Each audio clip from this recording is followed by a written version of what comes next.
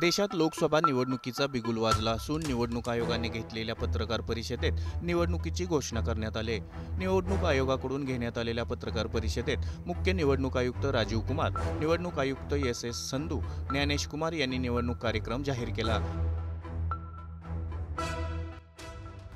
यामध्ये 2024 ची लोकसभा निवडणूक ही 7 टप्प्यात होणार असून पहिल्या टप्प्यात 19 एप्रिलला मतदान होणार आहे, दुसऱ्या टप्प्यात 26 एप्रिलला मतदान होणार आहे, तिसऱ्या टप्प्यात 7 मेला तर चौथ्या टप्प्यात 13 मेला मतदान होणार आहे, पाचव्या टप्प्यात 20 मे रोजी मतदान, सहाव्या टप्प्यात 25 मे रोजी तर सातव्या आणि शेवटच्या टप्प्यात 1 जूनला मतदान होणार आहे।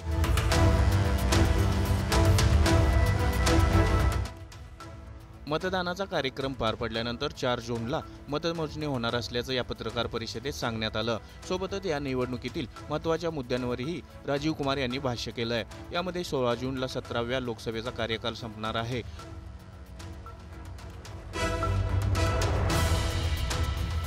2024च्या लोकसभा निवडणुकीत 97 करोड नोंदणीकृत मतदार आहेत, तर देशात 10.5 लाखाहून अधिक मतदान केंद्र असणार आहेत। तसेच 1.82 कोटी नवमतदार पहिल्यांदाच मतदान करणार आहेत, तर नवमतदारांमध्ये 85 लाख मुलींची संख्या आहे। 18 ते 21 वयोगटातील 21.50 कोटी मतदार आहेत, तर 48,000 तृतीयपंथी मतदानाचा अधिकार बजावणार आहेत।